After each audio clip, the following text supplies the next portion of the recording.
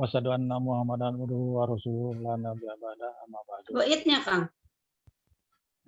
Puji dan syukur marilah kita panjatkan kehadirat Allah Subhanahu wa taala yang telah memberikan berbagai nikmat pada kita sekalian. Nikmat iman, nikmat Islam, dan diberikannya nikmat umur panjang, sehingga pada malam hari ini kita masih diberi kesempatan untuk bertemu kembali dalam rangka Thalabul Ilmi melalui kegiatan kajian fikih ibadah yang insya Allah pada malam hari ini sudah bergabung Bapak Ustadz Muhammad Siddiq yang akan mengambil tema yaitu fikih Islam kontemporer dalam masa pandemi. Salat dan salam mudah-mudahan tetap dilimpahkan pada junjungan kita Nabiullah Muhammad SAW, pada para keluarganya, para sahabat, tabi'in, tabi'ina, kaum muslimin wal muslimat dari awal sampai akhir zaman. Amin. Yang terhormat Bapak Ustadz Muhammad Siddiq, kami aturkan terima kasih yang telah berkenan meluangkan waktunya untuk bergabung bersama kami dan sekaligus untuk membagikan ilmu kepada kami. Semoga Bapak Ustadz dalam keadaan sehat walafiat. Amin ya rabbal alamin. Bapak Ibu sekalian yang dirahmati Allah Subhanahu wa taala, kami aturkan terima kasih atas partisipasinya.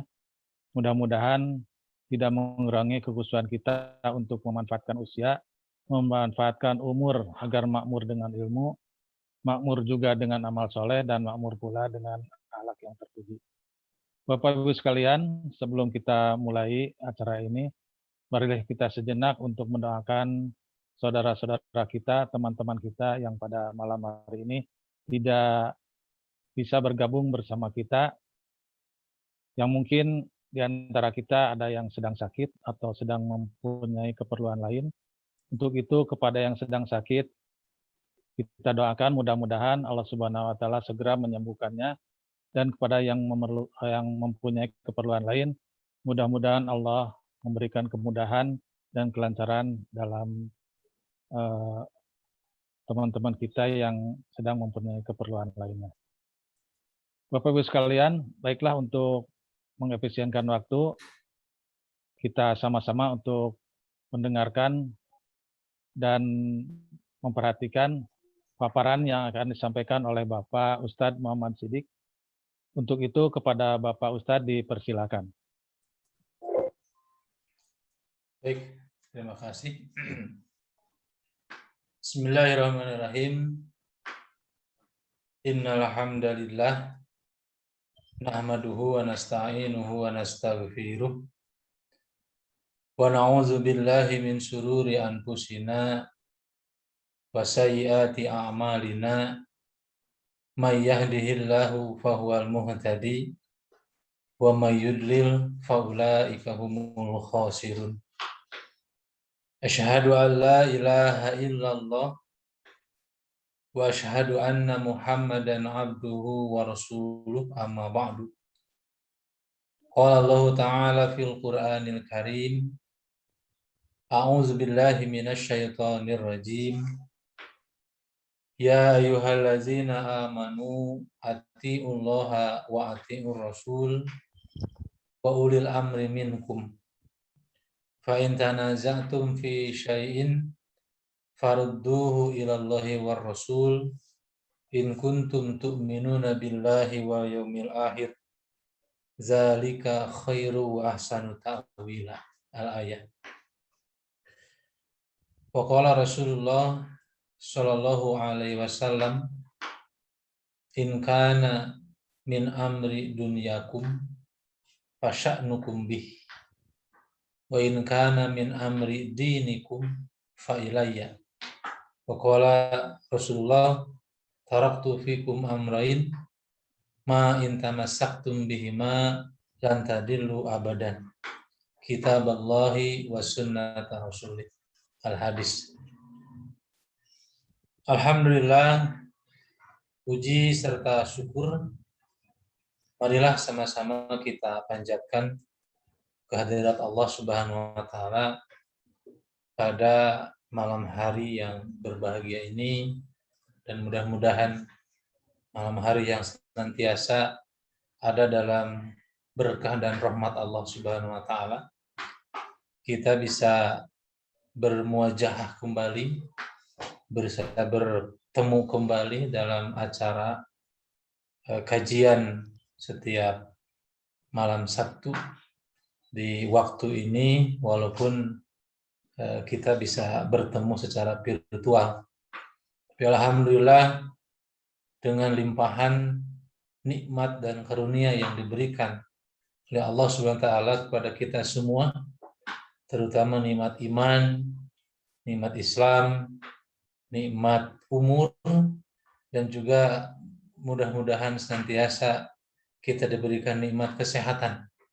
Semua yang hadir, bapak-bapak dan ibu-ibu sekalian, mudah-mudahan senantiasa ada dalam keadaan sehat walafiat, dan juga kita bisa memanfaatkan berbagai kenikmatan yang Allah berikan kepada kita semua untuk sebesar-besarnya dan sebanyak-banyaknya kita melaksanakan pengabdian kita kepada Allah Subhanahu wa taala melalui melaksanakan berbagai perintahnya dan juga senantiasa menjaga diri agar tidak terjerumus kepada perkara-perkara yang bisa mengantarkan kita kepada kecelakaan, yaitu di dunia maupun nanti di akhirat. Bapak Ibu sekalian yang dimuliakan Allah Subhanahu wa taala, pada kesempatan malam hari ini insya Allah sedikit saya ingin kembali mengulang dan mengulas apa yang disampaikan pada 2 minggu ke belakang, pada bulan kemarin ya, karena sempat terjadi gangguan, jadi mungkin ada sedikit yang perlu saya ulas kembali, yaitu berkenaan dengan materi kajian yang akan disampaikan pada malam hari ini sesuai dengan yang sudah disampaikan kepada informasinya kepada Bapak Ibu sekalian. Bahkan tadi sudah disinggung oleh moderator kita, Haji Dalimin, bahwa insya Allah menjadi sebuah kebutuhan bagi kita semua karena kita adalah hamba-hamba Allah. Kita senantiasa punya tujuan yang sama untuk melaksanakan berbagai perintah Allah, untuk melaksanakan berbagai titahnya, tentunya yang berdasarkan keterangan yang jelas, baik itu dari Allah sendiri dalam Al-Quran atau dari Sunnah Rasulullah SAW. Sehingga sebetulnya ini menjadi sebuah kebutuhan kita, harus menjadi orang-orang yang paham, orang-orang yang mutafaqqihuna fiddin, paham dalam agama, dalam artian ketika kita melaksanakan berbagai perintah, kemudian juga berbagai hukum, maka harus didasari dengan dasar yang jelas. Maka disinilah peranan penting dari ilmu fikih. Jadi mohon maaf ya, kita jangan sampai terpengaruh oleh ucapan-ucapan segelintir orang, walaupun ya maksudnya mungkin baik. Kadang-kadang kan suka ada ungkapan, ayo ya ngaji teh ngebahas fikih wae gitu ya. Ngaji itu membahas fikih terus, orang lain sudah ke bulan ini terus membahas masalah sholat misalkan dan lain sebagainya. Tidak juga seperti itu, karena memang kita kan ingin menjadi orang-orang yang selamat. Selamatnya nanti kita di akhirat ketika kita melaksanakan berbagai perintah, berbagai hukum-hukum yang ditetapkan oleh Allah dan Rasul-Nya. Dan ini perlu pemahaman fikih untuk jadikan sebagai pegangan kita supaya apa yang kita lakukan itu tidak menjadi sia-sia. Nah, ikhwati iman rahimakumullah, sempat dulu juga sudah saya sampaikan bagaimana peranan ilmu fikih dalam kehidupan kita sehari-hari. Ini tidak akan bisa lepas bagaimanapun juga. Karena al-fikhu al-fahmu. Yang namanya fikih itu kan pemahaman. Bahkan Rasulullah SAW dalam hadis riwayat Bukhari menyampaikan bahwa may yuridillahu bihi khairan yufaqihu fiddin. Barang siapa yang dikehendaki dia ingin diberikan kebaikan oleh Allah, maka dia harus faqih, harus paham dalam agama. Jadi dalam melaksanakan tuntunan agama ini perlu dibarengi dengan pemahaman yang jelas. Walaupun dalam hal ini memang yang namanya orang itu kan level atau tingkatnya berbeda-beda. Ada yang level tingkatannya cuma mengikuti karena memang awam atau memang keilmuannya memang sebatas seperti itu. Ada juga yang memang bisa memahamkan diri ketika melaksanakan segala perintah, dan juga ada juga orang yang lebih daripada itu seperti setingkat para ulama, para fuqaha dan lain sebagainya.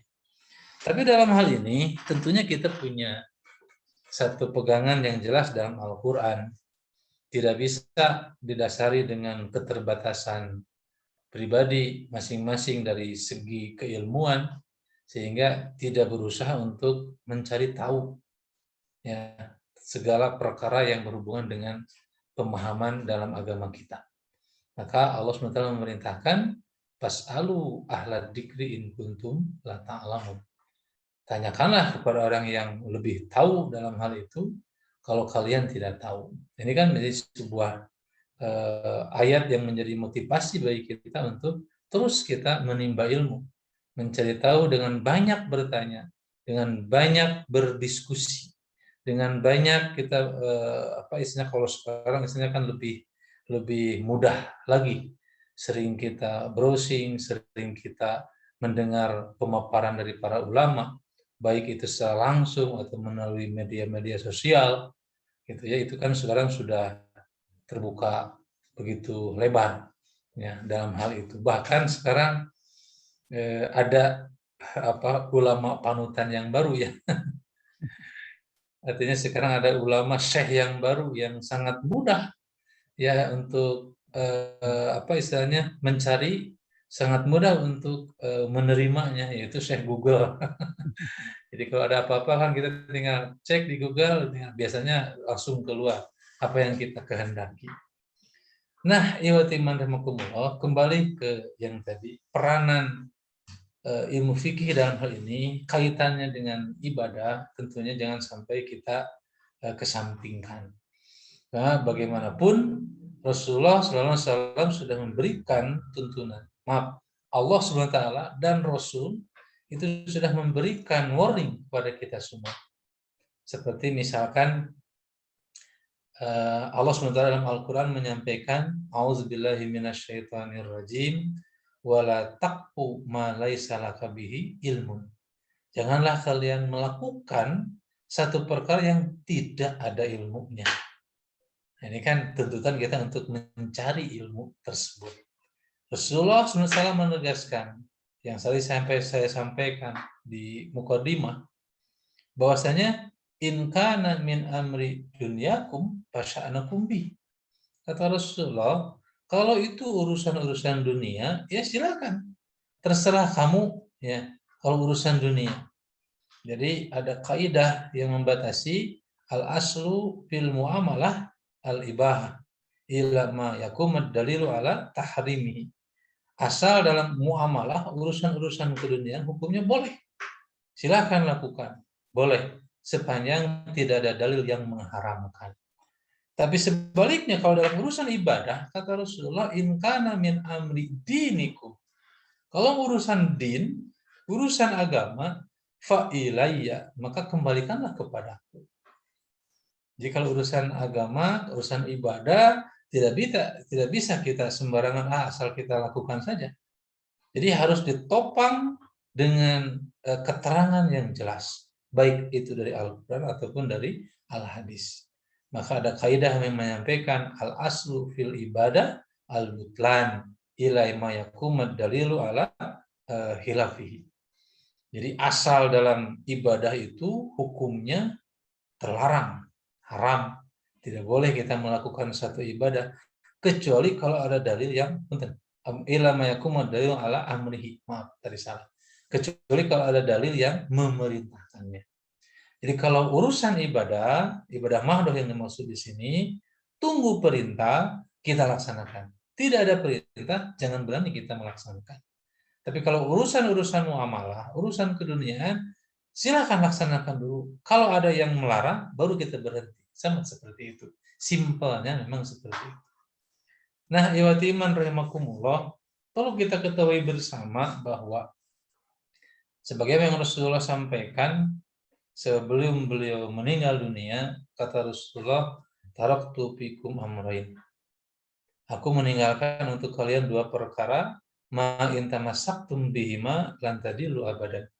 Kalau kalian memegang teguh dua perkara ini, maka kalian tidak akan tersesat selama-lamanya. Kitab Allah wa sunnata rasulih. Kitab Allah dan sunnah rasulnya, yaitu Al-Quran dan As-Sunnah. Jadi dua sumber ajaran Islam yang sudah disepakati ini, yaitu Al-Quran dan As-Sunnah, ini kan sudah disepakati oleh semua pihak, oleh semua ulama. Dari generasi salaf sampai generasi kholaf sekarang ini, semuanya sudah sepakat bahwa dua perkara ini jangan sampai kita tinggalkan sebagai umat Islam. Al-Quran itu diturunkan, dijadikan petunjuk atau pedoman hidup bagi manusia untuk meraih kesempurnaan hidup di dunia dan kebahagiaan hidup di akhirat nanti yang abadi. Hudalil muttaqin, hudal linas. Itu Al-Quran diturunkan sebagai hudan, petunjuk. Kemudian ditabyin, diperjelas dan diperinci lagi dalam al-hadis atau as-sunnah. Sehingga dalam hal ini kaitannya Al-Quran dan as-sunnah itu tidak bisa dilepaskan. Apa yang sudah saya sampaikan tadi dalam surat An-Nisa ayat 59, Allah SWT berfirman, ya ayyuhalladzina amanu atiullaha wa atiur rasul wa ulil amri minkum. Ya orang-orang yang beriman, taatlah kalian kepada Allah, taatlah kalian kepada Rasul dan kepada ulil amri di antara kalian.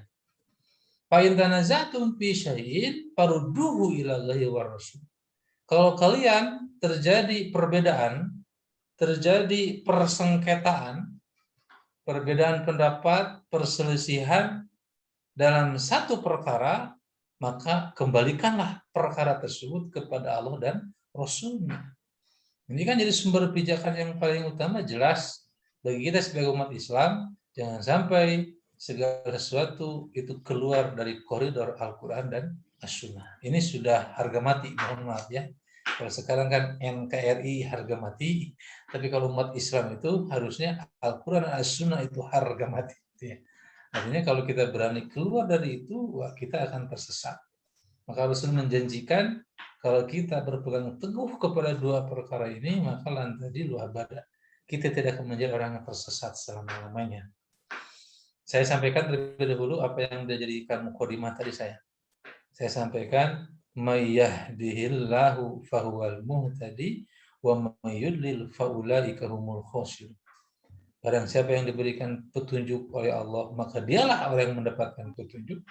Tapi barang siapa yang disesatkan, maka faulaika humul khasirun, mereka menjadi orang-orang yang merugi.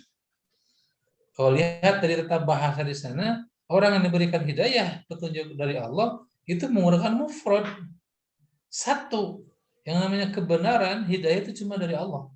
Fahuwal muhtadi. Tapi sebaliknya, wa mayudlir, orang yang tersesat, faulaika, itu ulaika itu kan sudah jamak. Hum itu jamak, al-khasirun juga jamak. Jadi awalnya sama, memakai mufrad, tapi akhirnya yang berbeda. Jadi kalau orang yang sudah tersesat, keluar dari Al-Quran dan As-Sunnah, maka faulaika humul khasirun, itu akan menjadi orang yang rugi, dan kalau lihat dari segi bahasa, itu akan semakin banyak menyebar di muka bumi ini orang-orang yang tersesat dan menyesatkan. Nah ini yang sangat bahaya yang mesti kita benahi bersama. Supaya kita tidak menjadi orang yang tersesat, ya, janganlah kita keluar dari koridor Al-Quran dan As-Sunnah. Oleh karena itu, Bapak Ibu sekalian yang dimuliakan Allah Subhanahu wa taala, setiap kita sebagai umat Islam itu dituntut untuk berpegang teguh kepada Al-Quran dan As-Sunnah, dan jaminannya tidak akan tersesat kita ini dalam kehidupan di dunia ini sampai nanti di akhirat. Tetapi terkadang tidak sedikit orang yang keliru kemudian juga salah dalam mengambil kesimpulan hukum, baik itu dari Al-Quran atau dari As-Sunnah. Ya, kenapa? Karena memang pengambilan istimat hukumnya mungkin yang tidak diperhatikan. Al-Quran pakai, Al-Hadis juga memakai, tapi fikih Qurannya, inilah yang perlunya fikih, pemahaman. Memahami Al-Quran, memahami hadis itu perlu disiplin ilmunya. Jangan sampai kita memahami Al-Quran atau memahami hadis seenaknya sendiri. Bahkan dalam hadis Sayyid Ahmad kalau nggak salah, Rasulullah pernah bersabda bahwa umatku ini itu akan rusak, hancur gara-gara umat Islam sendiri. Di antaranya apa?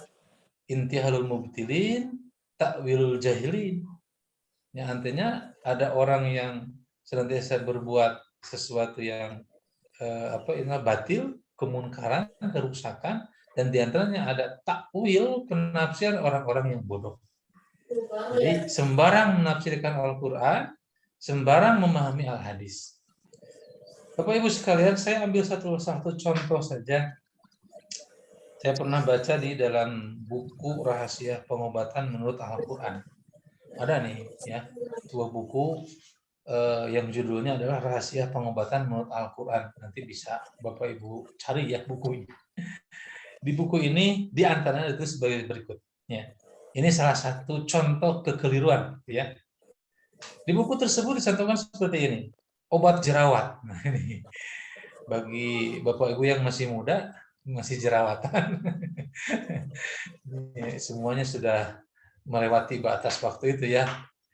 Ya dululah masih muda kan suka masih ada jerawatnya, atau mungkin punya putra dan putri yang masih muda ya. Itu ada obat jerawat. Dalam buku tersebut disampaikan bila orang terkena penyakit jerawat, cobalah resep penyembuhannya dari Al-Quran. Ini kan. Ya.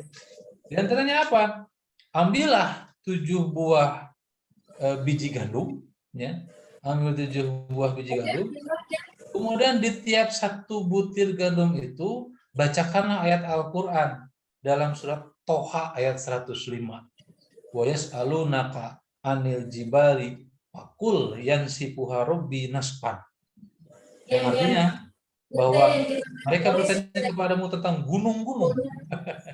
Maka katakanlah Tuhanku akan menghancurkannya. Ini kan, jadi jerawat seperti gunung akhirnya diambil pengobatannya dari Al-Quran, ya karena kan katanya Al-Quran sebagai syifa, obatnya. Akhirnya ambil 7 buah biji gandum, 1 biji itu langsung dibacakan ayat Al-Quran, ayat yang tadi. Wa yas'alunaka 'anil jibal faqul yansifuha rabbi nasfan. Mereka bertanya kepadamu tentang gunung-gunung, maka Allah yang akan menghancurkan gunung tersebut. Ini salah satu contoh orang yang keliru memahami ayat Al-Quran. Masa ayat tersebut dikaitkan dengan mengobati obat jerawat. Gitu. Kemudian, dan satu contoh lagi, keliru dalam memahami karena tidak dibarengi dengan disiplin keilmuan. Ya. Kalau dulu, orang tua dulu kan sampai-sampai menyampaikan bahwa ketika orang mau menafsirkan Quran itu harus hafal 12 pam kan gitu ya. Tidak sembarangan. Ya. Jadi artinya ada disiplin ilmu yang memang mesti dimiliki oleh orang tersebut. Ya kalau kita sebagai orang awam, nah tinggal bertanya saja pada orang yang sudah mumpuni dalam bidang tersebut. Istilahnya ya jangan kita memaksakan diri sehingga salah keliru memahami ayat atau hadis. Contohnya, ada yang berpendapat bahwa Siti Hawa itu lebih dulu diciptakan daripada Nabi Adam. Bapak Ibu sekalian, barangkali tahu ayat surat apa, ayat berapa tentang penciptaan Nabi Adam dan Siti Hawa? Yaitu surat An-Nisa ayat 1. Jadi buka bisa dilihat. Nah, ini di sana kan disebutkan ya ayyuhan nasu taqu rabbakumul ladzi khalaqakum min nafsin wahidah. Hai sekalian manusia, bertakwalah kalian kepada Tuhan kalian yang sudah menciptakan kalian dari diri yang satu, min nafsi wahidah, wa khalaqa minha zaujaha, dan menciptakan darinya itu pasangannya. Ada orang yang memahami bahwa yang pertama kali diciptakan bukan Nabi Adam, tapi Siti Hawa. Kenapa? Coba lihat ayatnya. Wa khalaqa minha, dan Allah menciptakan darinya. Ha itu kan domirnya kan mu'anas. Artinya itu kepada Siti Hawa, berarti diciptakan Siti Hawa dulu. Ya. Jadi khalaqa minha zaujah, zaujah itu kan tidak pakai tak marbutoh ya, bukan zaujatun. Itu kan berarti laki-laki, maksudnya berarti adalah Nabi Adam, berarti Siti Hawa dulu, baru Nabi Adam. Nah ini adalah salah satu contoh kekeliruan ya dalam memahami memahami Al-Quran dan juga hadis. Nah, maka dari itu jelas Allah Subhanahu Wa Taala dalam hal ini sudah menyampaikan kepada kita semua supaya kita tidak menjadi orang yang keliru dalam laqad kana lakum fi Rasulillah uswatun hasanah. Allah sudah menjadikan Rasulullah Nabi Muhammad SAW itu sebagai uswah hasanah, uswah yang begitu baik untuk kita semua. Sampai-sampai dalam surat Al-Hasr disampaikan wa ma atakumur rasulu fahuduhu wa ma nahakum anhu fantah. Apa yang didatangkan dari Rasul maka ambillah, apa yang beliau larang maka tinggalkan. Ini menjadi pedoman bagi kita semua. Nah, kaitannya dalam masalah ini banyak hal-hal, perkara-perkara dalam permasalahan ibadah dalam hal ini yang perlu pemahaman yang radikal, ya, pemahaman yang betul-betul mengakar, mendasar, kuat sekali. Karena apalagi dikaitkan dengan musim pandemi ini, banyak hal-hal, perkara-perkara yang memang kadang-kadang keluar dari syariat yang sudah ditentukan. Maka ketika ada syariat-syariat yang ditentukan ternyata dilanggar atau mungkin diabaikan atau mungkin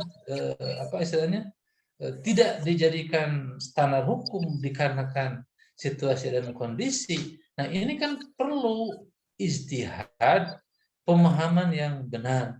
Bagaimana kita bisa melangkah selanjutnya ketika ada syariat-syariat yang memang dikaitkan, dibenturkan dengan situasi kondisi sekarang ini, itu menjadi tidak bisa dilaksanakan. Bulan kemarin saya sudah sampaikan contoh, ya, bahwa ketika wabah virus melanda kita, ya, ketika wabah virus melanda kita, bagaimanapun ternyata kita dihadapkan satu hal yang dilematis, ya. Satu sisi kita harus melaksanakan syariat Islam dengan sebenar-benarnya. Allah merintahkan udkhulu fis-silmi kafah. Masuklah kalian ke dalam Islam itu secara kafah, secara menyeluruh. Tidak ada yang boleh kita tinggalkan dalam kita melaksanakan syariat Islam.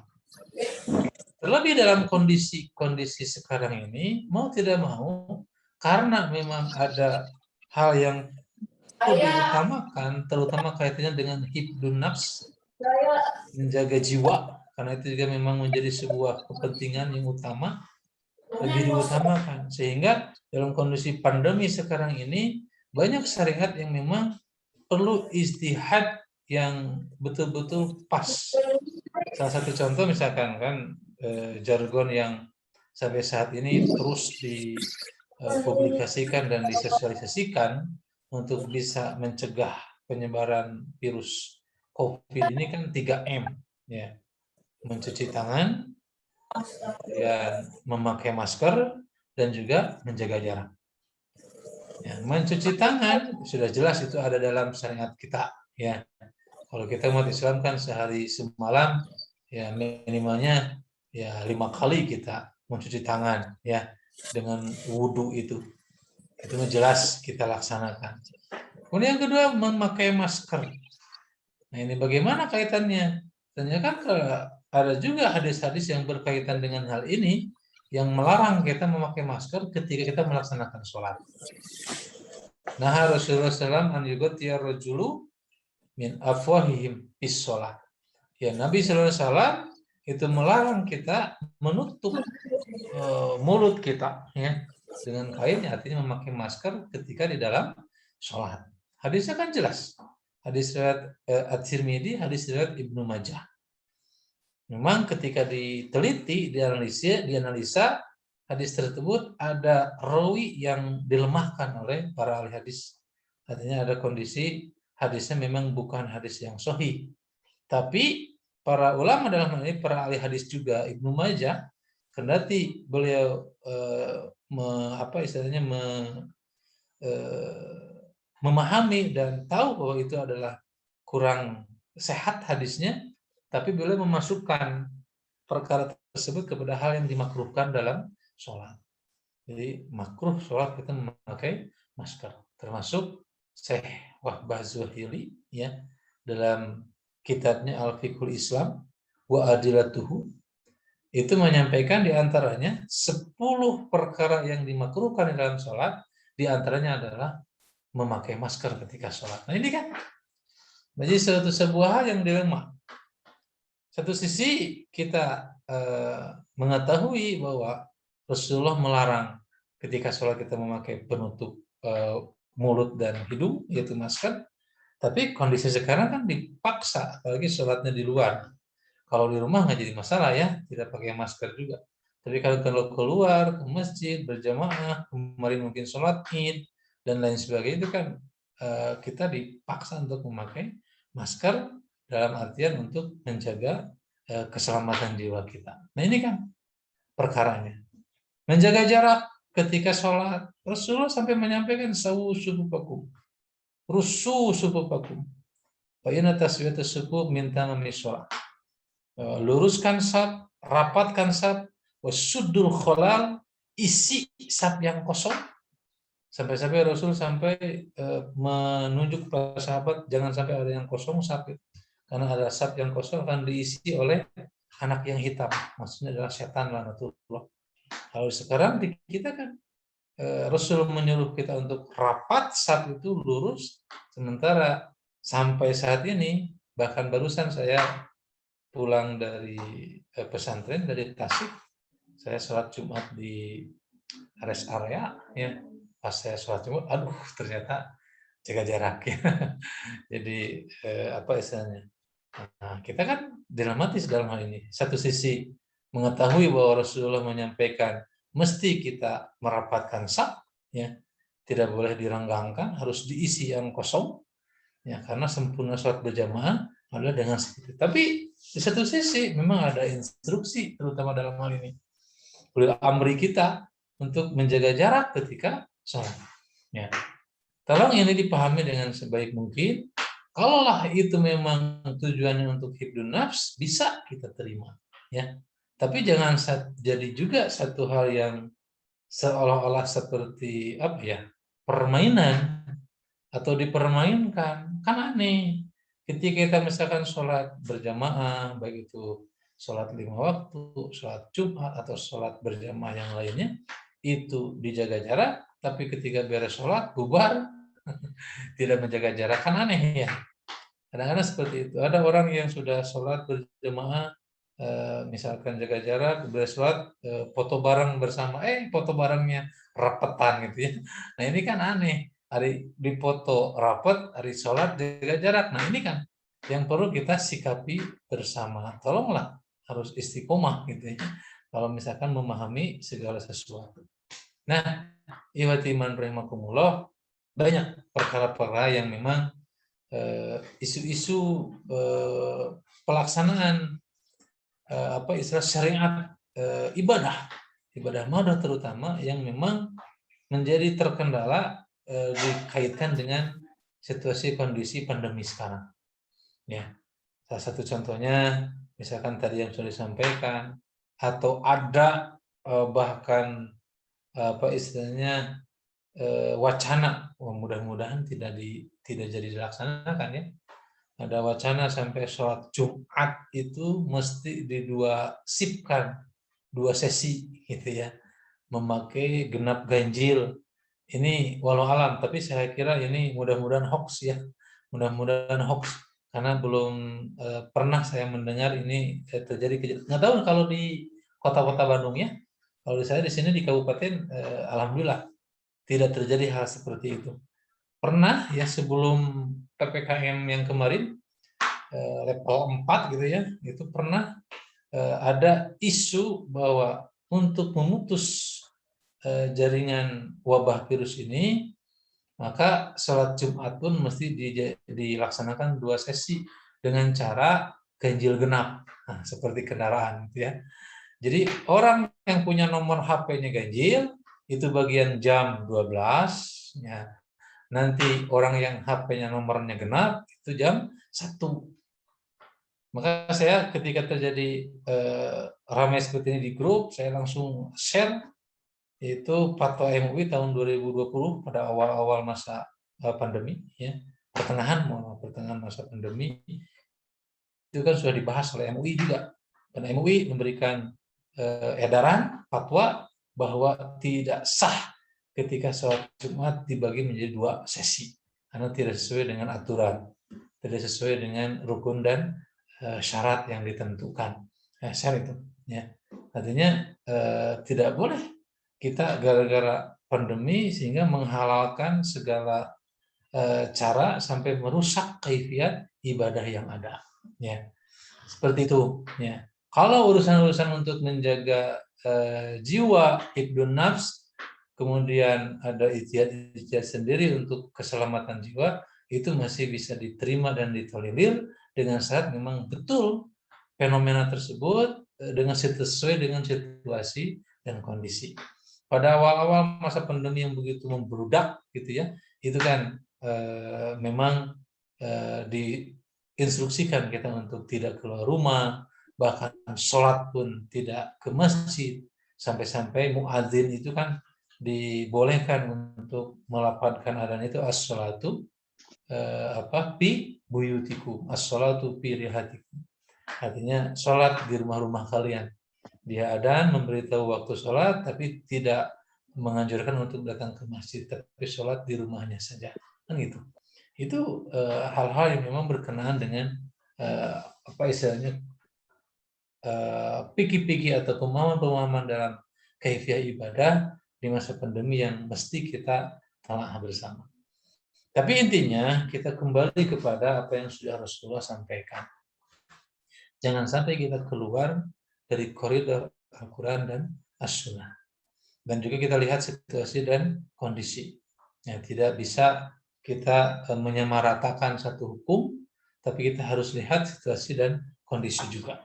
Nah, dalam hal ini Rasulullah SAW pernah menyampaikan, dan ini disampaikan kepada 3 golongan para sahabat yang mereka meminta ilmu kepada Rasulullah, tapi kebetulan Rasulullah waktu itu tidak ada di rumahnya. Yang ada itu adalah Siti Aisyah. Ya, Anas bin Malik menceritakan hal ini, sehingga 3 rombongan para sahabat tersebut datang menemui Rasul dan ya bertemu hanya dengan Siti Aisyah. Akhirnya mereka menyampaikan keinginan mereka untuk mengetahui bagaimana ibadahnya Rasulullah SAW. Makanya diceritakanlah oleh Siti Aisyah bagaimana ibadah Nabi, sampai mereka punya pemahaman dan keputusan didasarkan dari perasaan dan pikiran mereka sendiri. Di antaranya yang pertama mengatakan bahwasanya kalau Rasulullah SAW melakukan ibadah seperti yang disampaikan oleh Siti Aisyah seperti itu kan beliau sudah diampuni dosa. Kemudian juga yang sudah lalu atau yang akan datang dijamin masuk surga. Ya. Tapi berarti kita harus lebih daripada Rasul melaksanakan ibadah itu. Maka yang salah satu orang ini mengatakan, ana fa inni ushollil laila abadan. Kalau begitu aku akan sholat malam selama-lamanya, artinya tidak akan tidur-tidur. Ya. Sholat malam sepanjang malam tersebut. Dan sebagai lagi menyatakan, ana asumud dahra wala uftiru. Aku akan saum selama-lamanya, tidak akan berbuka-buka. Ya. Karena punya pendapat tadi, kalau Rasul ada bukanya, ya sudah diampuni dosanya yang sudah lalu dan sudah yang akan datang. Kalau kita kan belum tentu. Hanya punya pemikiran, lebih baik kita melebihi Rasul. Kemudian yang ketiga, ya kata dia, ana atazilun nisa, fala atajawaju abadan. Kalau itu aku akan menghindari perempuan. Ya, aku akan menghindari perempuan, artinya tidak akan menikah selama-lamanya, membujang selama-lamanya. Kebetulan waktu itu Rasulullah hadir dan mendengar percakapan ketiga rombongan sahabat tersebut, maka kata Rasulullah, antum ladzi qultum kada wa kada, kalian yang bicara begini dan begini. Wallahi, kata Rasul, demi Allah, inni la ahsyakum lillah wa atqakum. Sesungguhnya aku ini adalah orang yang paling takut kepada Allah dan yang paling takwa daripada kalian kepada Allah Subhanahu wa taala. Lakini asumu wa uftiru. Tapi aku suka saum, suka juga berbuka. Wa usolli wa arkudu. Aku juga suka sholat dan juga suka tidur. Tidak sholat selama-lamanya atau sepanjang malam, tapi juga Rasul suka tidur. Wa atazawajun nisa. Dan aku juga menikahi perempuan. Maka kata Rasul, faman rogibahan sunnati falaisa minni. Barang siapa yang meninggalkan sunnahku, maka dia bukan dari golongan kamu. Nah ini. Jadi artinya kita mesti paham betul apa yang dimaksud dengan as-sunnah. As-sunnah yang sebetul-betulnya adalah segala sesuatu yang disampaikan, diucapkan oleh Nabi, diperbuat oleh Nabi, disetujui oleh Nabi, itu yang disebut dengan sunnah. Kalau misalkan segala sesuatu tersebut tidak diperbuat oleh Nabi, tidak disabdakan oleh Nabi, tidak disetujui oleh Nabi, jangan berani-berani kita untuk melakukannya seperti yang terjadi pada para sahabat ini. Ya, jadi mereka melakukan sesuatu yang memang tidak dikerjakan oleh Nabi, walaupun maksud dan tujuannya baik. Ya, ingin lebih baik, lebih bagus dalam ibadah karena menganggap diri jauh kalau dibandingkan dengan Nabi. Maka itu tidak bisa ditolerir. Apalagi kaitannya dengan fikih ibadah. Ya, dalam masalah ibadah mahdoh, segala sesuatu itu sudah sudah disampaikan, sudah dicontohkan oleh Nabi Shallallahu Alaihi Wasallam. Nah, kita tinggal mengikuti saja. Nah, kata Rasul tadi, kalau urusan masalah keduniaan silakan terserah kamu, tapi kalau urusan masalah agama, fa'ilaya, maka kembalikan kepadaku. Jangan dikembalikan kepada pendapat-pendapat yang menyimpang, jangan dikembalikan kepada adat kebiasaan, jangan juga dikembalikan kepada perasaan. Ya, karena kadang-kadang kalau mengikuti perasaan suka ada timbul, ya menurutku ini kan baik, tidak ada salahnya dan lain sebagainya. Tapi tidak ada perintahnya, maka kita jangan berani untuk melaksanakan hal tersebut.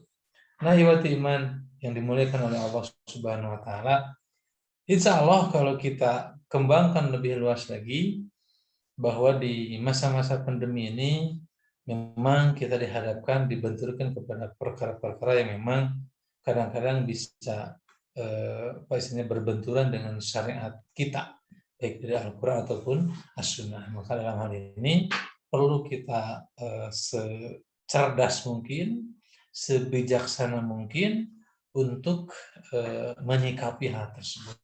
Insya Allah ad-dinu yusrun, agama Islam itu agama yang begitu mudah. Yuridullahu bikumul yusra wa la yuridu bikumul usra. Allah SWT menghendaki kemudahan dan tidak menghendaki kesulitan. Segala sesuatu pasti ada solusinya. Asal kita tetap tidak keluar dari koridor iman dan takwa, tidak keluar dari koridor Al-Quran dan As-Sunnah. Bapak Ibu sekalian yang dimuliakan Allah Subhanahu wa taala, barangkali itu sebagai pengantar yang bisa saya sampaikan untuk kajian kita pada malam hari ini.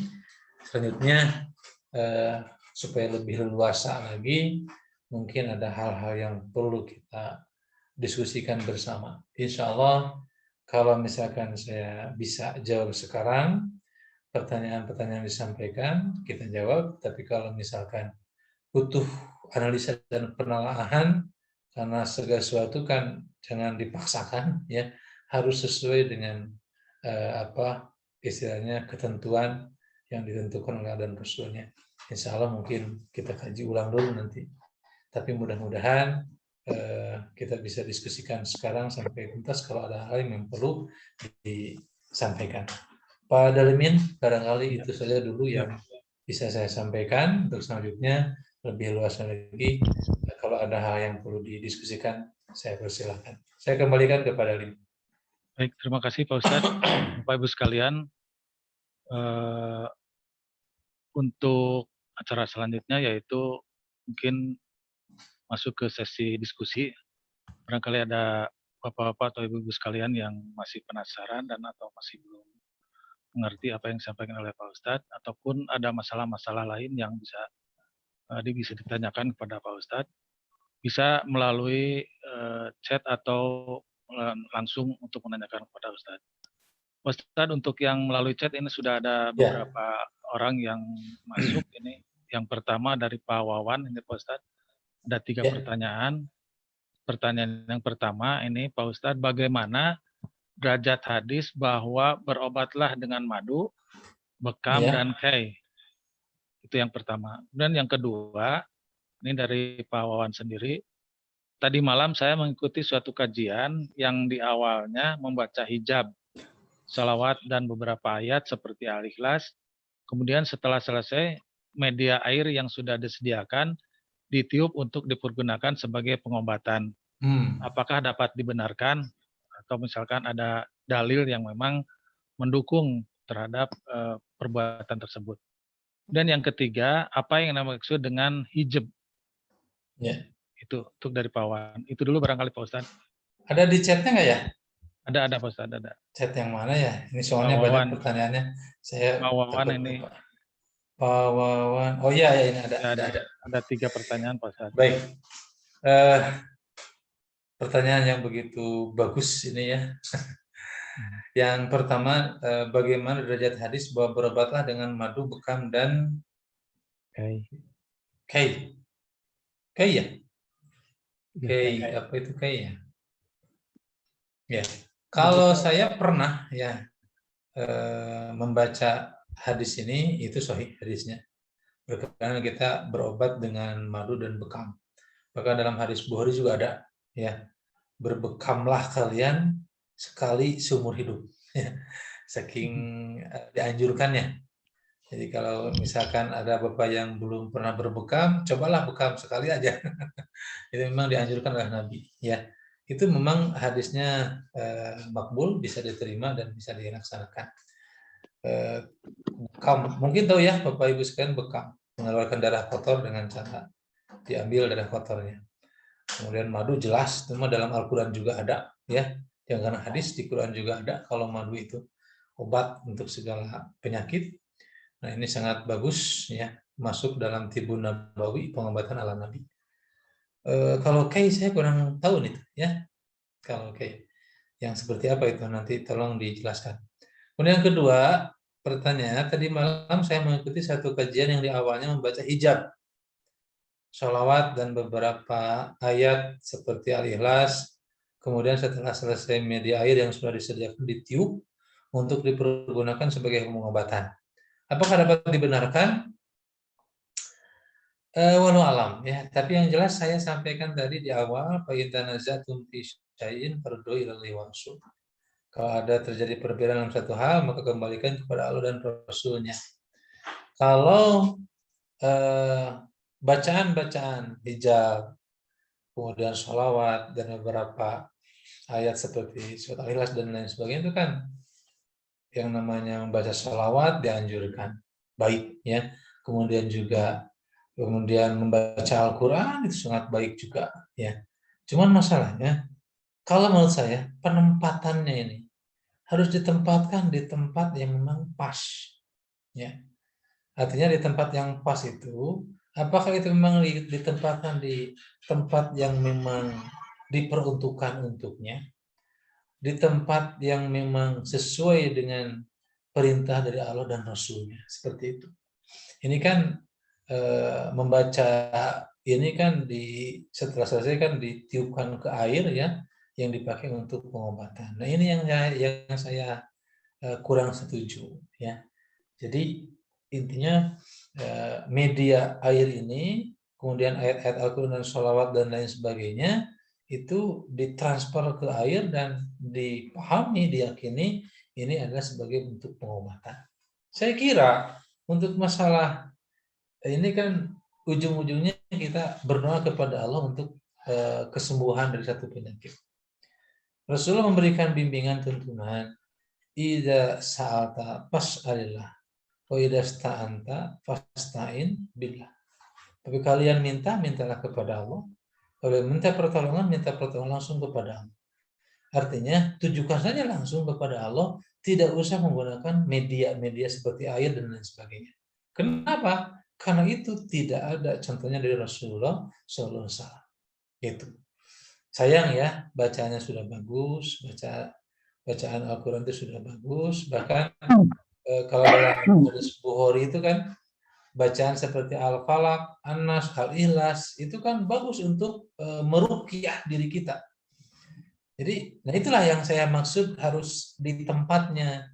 Kalau Rasul menganjurkan untuk pengobatan kita itu kan untuk dijaga dari berbagai sesuatu yang mengganggu, ya, termasuk wa min syarrin nafasati fil uqud, kalau Al-Falaq. Kepada siapa kita berlindung? Langsung kepada Allah. Maka tentunya kata Rasul, kalau kalian mau tidur, baca itu An-Nas, Al-Falaq, Al-Ikhlas, kemudian tiupkan ke jari, kemudian diusapkan ke kepala sampai ke kaki. Maka orang tersebut itu akan dijaga oleh malaikat Jibril sampai dia bangun. Kalau saya pahami, ya itu kan sudah pas. Kalau misalkan dijadikan media air ini, mohon maaf, dalam hal ini saya kurang setuju. Ya. Artinya kalau kita berdoa langsung aja, kita berdoa kepada Allah. Salah satu contoh dalam hadis Bukhari disampaikan ada rombongan para sahabat yang dalam perjalanan, ya, kemudian tiba di satu perkampungan, kemudian dia minta untuk bermalam di sana, yang minta kepada pribumi di sana, ternyata oleh seorang pemimpin suku itu ditolak, diusir, sahabat. Sampai tiba-tiba ternyata si pemimpin suku itu disengat oleh kalajengking. Sampai dia sakit, panas, demam yang begitu tinggi. Akhirnya orang-orang itu mereka memanggil para sahabat, barangkali bisa mengobati ketua sukunya tersebut. Ya. Akhirnya para sahabat datang, ya para sahabat tidak hanya mendoakan saja, jangan-jangan dengan membacakan surat Al-Fatihah. Ya. Artinya membacakannya itu bukan artinya mengobati dengan Al-Fatihah, tapi inti dari surat Al-Fatihah itu kan artinya meminta perlindungan hanya kepada Allah. Ya, meneguhkan ketauhidan, kemudian istilahnya iyyaka na'budu wa iyyaka nasta'in, meminta pertolongan hanya kepada Allah. Membacakan Al-Fatihah maka itu disebut ruqyah, ya. Diruqyah dengan membaca Al-Fatihah. Akhirnya ternyata orang tersebut sembuh, ya. Setelah sembuh, maka orang tersebut, ya, akhirnya memberikan hadiah beberapa ekor domba, ya, kemudian dijamu makan dan sebagainya, pulangnya diberi hadiah itu beberapa ekor domba. Sampai para sahabat tersebut belum berani mengambil atau memakan domba tersebut sebelum menyampaikan kepada Rasul. Akhirnya mereka menyampaikan kepada Rasul, bla bla bla bla bla, bagaimana nih? Maka kata Rasul, ya ambillah, apa-apa. Itu kan sudah rezekinya, seperti itu. Itu sebagai sebuah contoh. Jadi lebih baik sesuai dengan sunnah itu, kalau kita minta berdoa langsung saja kepada Allah, tidak usah memakai media apapun. Dan takutnya itu nanti yang dijadikan keyakinan, maaf ya, itu medianya. Ya.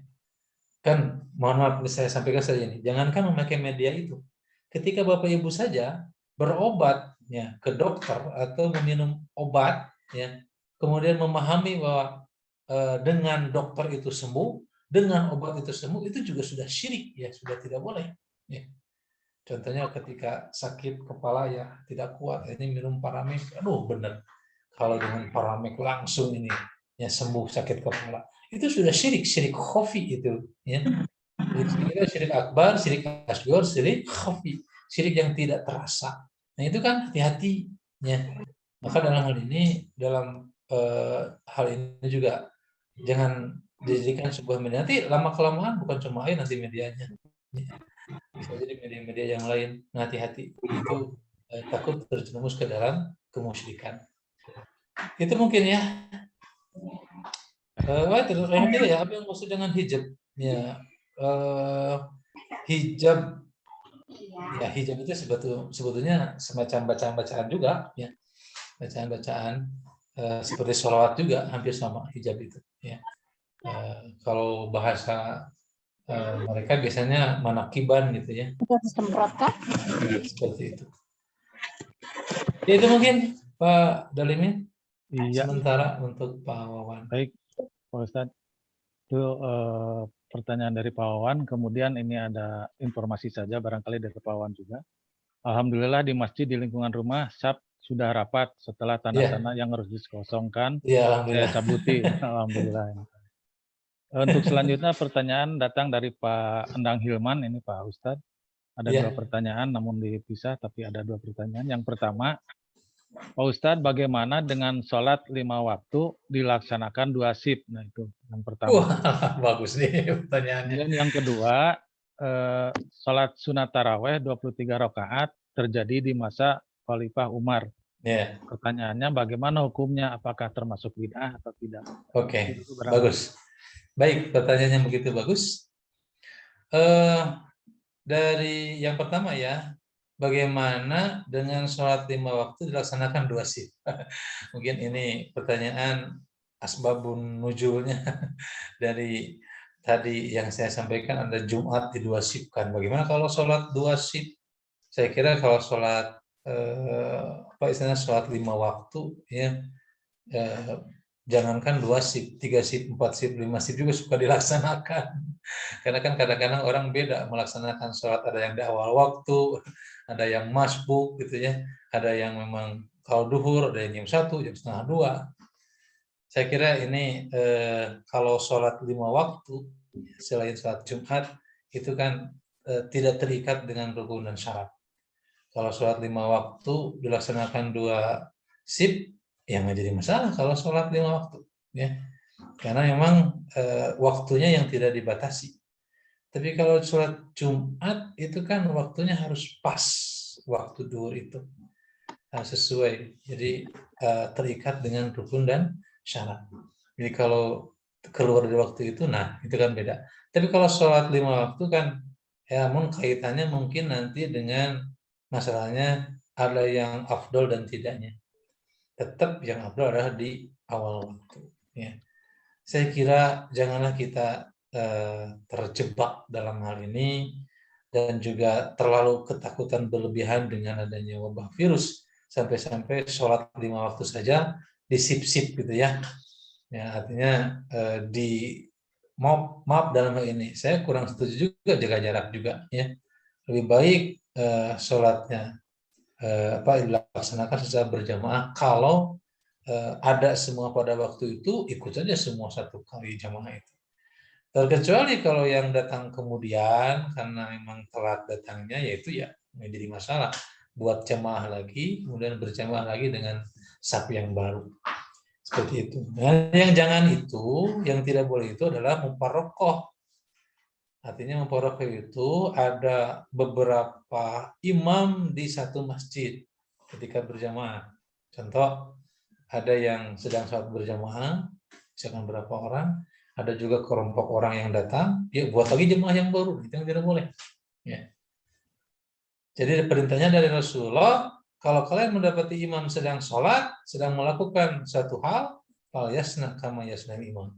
Artinya harus mengikuti langsung ke sana. Tidak boleh kita memisahkan diri membuat jemaah yang baru.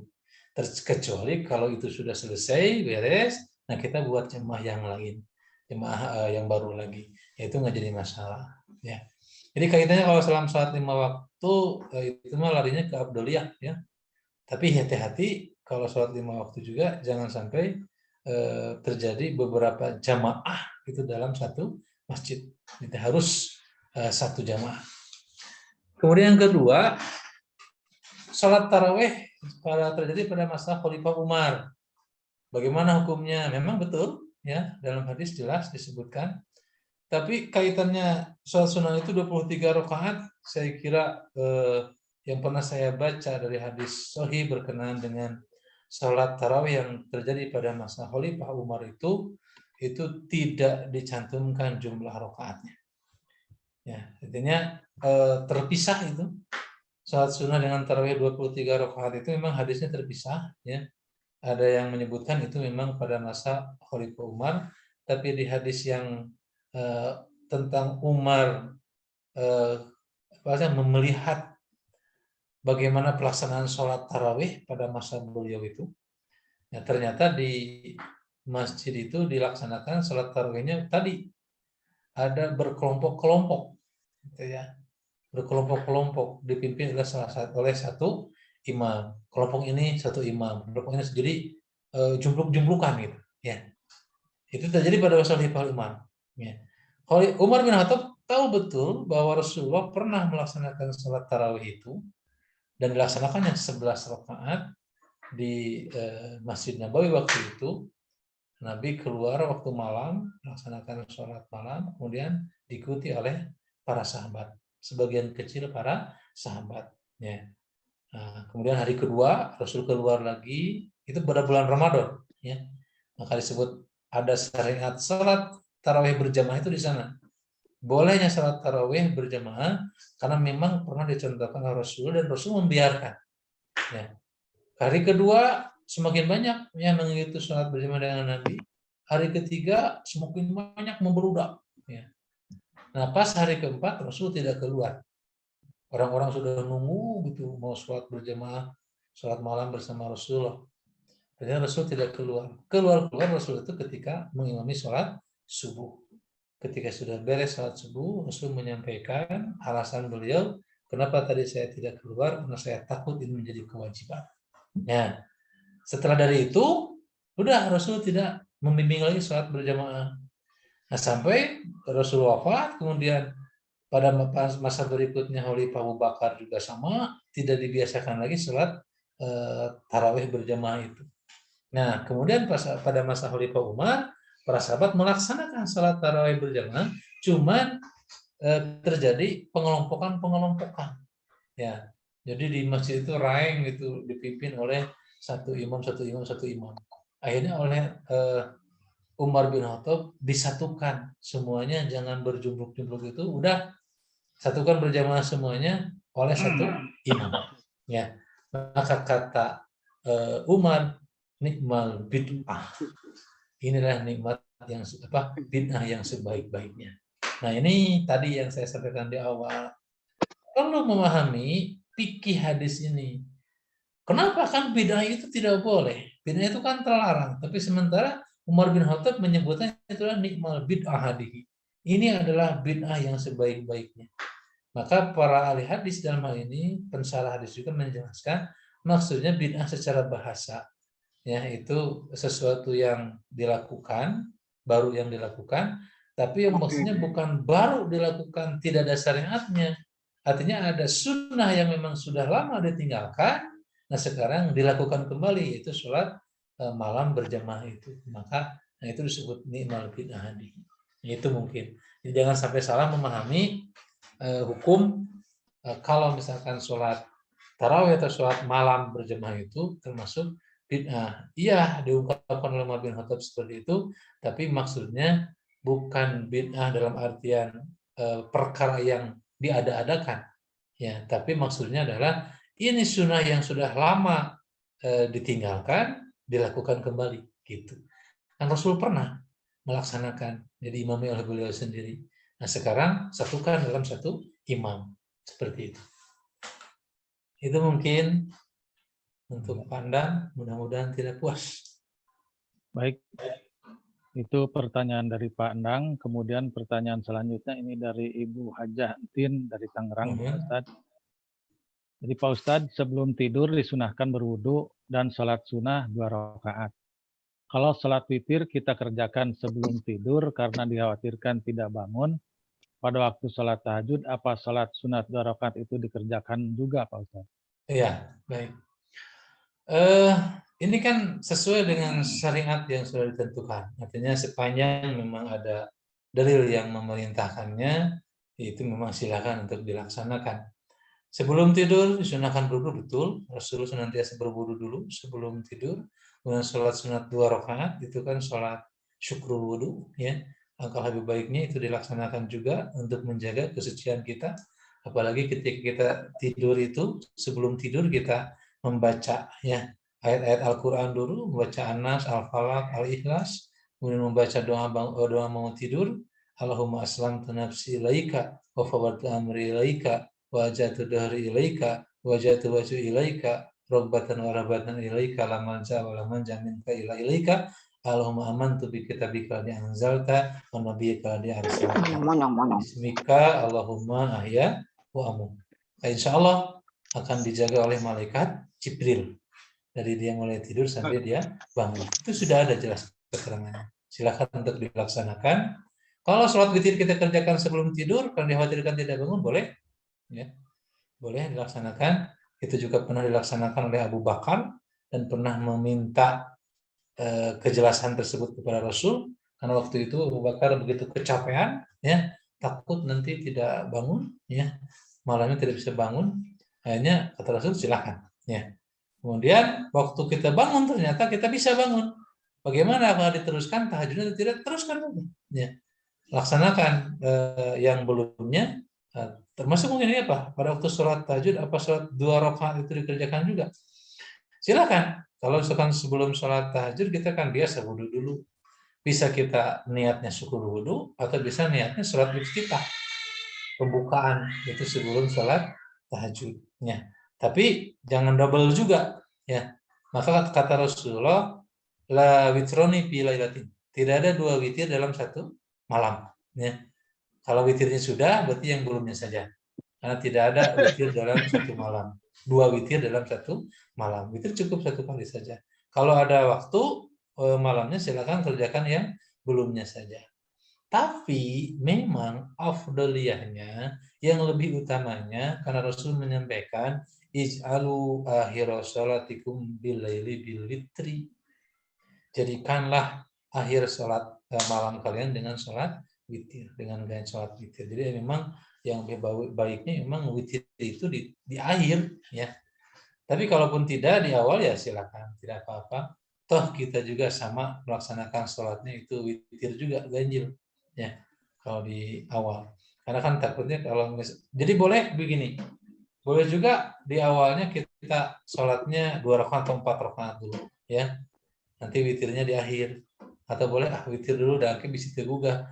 Kan kalau misalkan ayana sholat malam dulu yang 2 atau 4 rakaat, nanti kan witirnya kalau belum nanti takutnya tidak bangun misalkan, ya. Nah, karena Rasul memerintahkan kita menutup malam itu dengan witir, ya, dengan sholat ganjil. Nah, sebetulnya itu kaitannya dengan apa istilahnya keyakinan kita saja, ya. Kita harus yakin saja, karena bagaimana kalau kita punya keyakinan kita nanti bisa bangun, insya Allah bisa bangun, karena malaikat Jibril juga membangunkan kita, gitu. Seperti itu, Pak. Ya, insya Allah agama itu mudah. Kalau misalkan Pak istilahnya seperti itu yang dikhawatirkan, ya nggak jadi masalah. Gitu. Cuman mungkin kalau dari segi afdaliyah ya lebih baiknya memang sesuai dengan yang dicontohkan Rasulnya. Melaksanakan itu, witir itu di akhir, ya. Tapi kalau misalkan kekhawatiran ini tidak bisa bangun, witir dulu silakan. Kalau misalkan masih ada waktu, laksanakan. Tapi tidak usah melaksanakan witir lagi. Karena tidak ada 2 witir dalam 1 malam. Begitu mungkin. Baik, itu pertanyaan dari Ibu Hajantin. Kemudian pertanyaan selanjutnya, Pak Ustadz, dari Pak Iwan Abdurrahim. Ya. Kondisi waktu ditetapkannya sholat berjamaah, rapat, dan tanpa masker sangat jauh berbeda dengan kondisi pandemi yang terjadi saat ini. Bahkan wabah ini terjadi di seluruh dunia. Apakah bisa dipakai ijtihad atau ijma ulama, Pak Ustadz? Ya. Sholat. Saya kira ini memang yang namanya ijtihad, ya. Kalau kita lihat bagaimana Rasul menyampaikan ijtihad itu kan kalau benar 2. Ya. Kalau salah 1, artinya salah pun dapat pahala. Tapi tetap yang harus jadi apa istilahnya patokan adalah benarnya. Jangan sampai jadi alasan akeun wae da salah oge menang pahala keneh. Jangan sampai seperti itu. Tetap upayakan, usahakan istihad itu dengan yang sebenarnya. Dan hal ini katakanlah orang yang berhak untuk mengambil istihad ini kan orang-orang yang betul-betul mumpuni, kompeten dalam keilmuannya. Tidak sembarang orang bisa berijtihad, ya. Artinya orang yang seperti kita mungkin ya perlu kita ittiba saja, mengikuti apa yang diistihadi oleh para ulama yang lebih kompeten dalam bidang ini. Ya, tentunya kita kembalikan saja kepada ijma para ulama. Karena para ulama pun ketika wabah virus ini merajalela, kemudian ditetapkan sholat berjamaah itu apa istilahnya mesti jaga jarak, kemudian tidak boleh lepas masker. Tadi sebetulnya apa istilahnya pertimbangan yang paling utama adalah hifdzun nafs, itu untuk menjaga jiwa, ya, supaya tidak terpapar oleh virus tersebut. Walaupun dalam hal ini tetap para ulama juga ada juga yang berbeda pendapat, ya, dalam hal ini. Katakanlah kalau disampaikan aja ulama menyampaikan daripada sholat berjamaah jaga jarak, ya, karena itu tidak sempurna, bahkan mungkin tidak sah sholat berjamaahnya. Artinya kalau orang sholat berjamaah jaga jarak sama itu juga nilainya dengan munfarid. Ya sudah aja mending sholat di rumah, ya, berjamaah di rumah dengan sempurna safnya dengan keluarga itu lebih baik. Ada juga seperti itu. Ya, jadi artinya kalau misalkan jaga jarak lebih baik di rumah sholatnya. Ya, artinya kalau yang mau berjamaah ke masjid, ya yang siap untuk rapat aja yang sudah diyakini sehatnya, ya. Tapi kan tetap ya kembali kepada keyakinan juga, karena kadang-kadang orang-orang ragu-ragu itu kan ini bisa jadi OTG dan lain sebagainya gitu ya. Jadi banyaklah pertimbangan-pertimbangan seperti itu. Ya artinya kita kembalikan saja kepada ijma para ulama, mereka beristihad pasti ada pertimbangan-pertimbangan seperti itu, gitu. Nah, termasuk juga apa istilahnya memakai masker dan sebagainya. Kalau masalah memakai masker itu memang nggak jadi masalah, ya. Yang ada itu paling minimal itu memakruhkan, tidak sampai tidak larangan, ya. Jadi kalau makruh itu kan kalau disengaja, ya.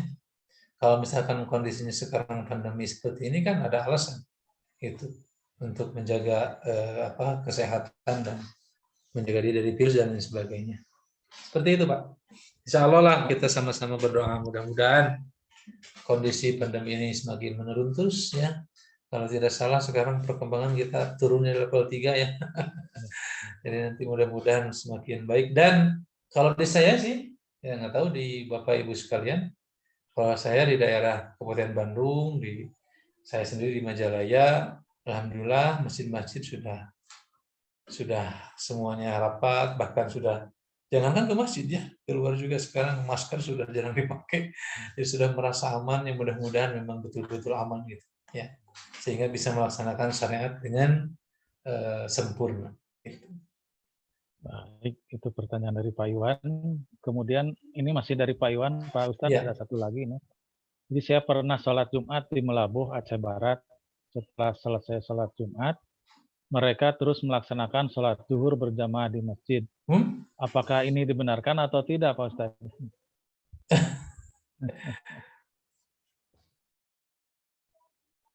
Bentar, yang mana ya?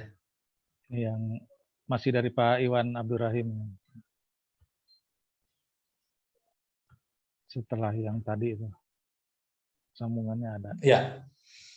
Saya pernah sholat Jumat ya di Aceh. Barat. Setelah selesai Jumat. Setelah selesai sholat Jumat, mereka terus melaksanakan sholat zuhur. Yang melaksanakan sholat zuhur itu yang melaksanakan sholat Jumat. Maksudnya itu mungkin ya? Yang melaksanakan sholat Jumat, terus mereka melaksanakan sholat zuhur berjamaah. Dilanjutkan, Pak. Dilanjutkan. Lanjutkan di mana? Sholat zuhur. Oh iya, dilanjutkan sholat zuhur gitu. Iya, betul, Pak. Saya juga heran, aneh gitu. Iya, memang aneh. Aneh Pak, betul. Barangkali mereka punya pendapat bahwa ketika seorang melaksanakan sholat Jumat, sholat zuhur itu tidak gugur mungkin. Ya. Jadi setiap waktu zuhur itu sholat zuhur mesti ada. Walaupun pas hari Jumat, sholat Jumat, maka zuhur tetap wajib dilaksanakan. Saya kira ini jelas bertentangan dengan apa yang sudah ditetapkan.